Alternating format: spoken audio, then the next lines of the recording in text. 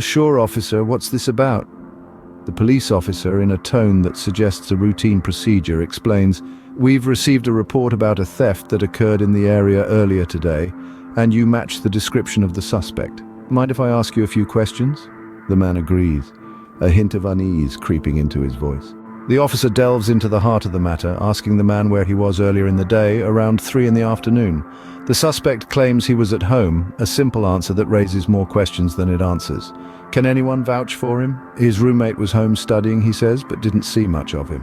The officer continues, probing whether the man had any reason to be in the area where the theft occurred.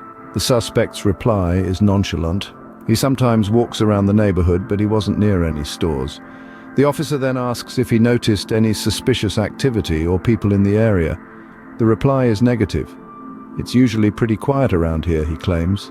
The officer concludes the conversation, thanking the man for his cooperation, but with a cautionary note. They might need to follow up with him later if they have any further questions. The man agrees, promising to stay reachable. The officer wishes him a good evening, a sentiment the man returns. The conversation between the officer and the suspect paints a vivid portrait of the ongoing investigation into the theft. The suspect maintains his innocence, providing seemingly reasonable explanations for his whereabouts and lack of knowledge about the incident.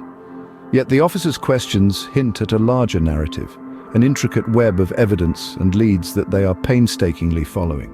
The dialogue is a snapshot of the delicate dance between law enforcement and those they question, a dance that continues long after the conversation ends.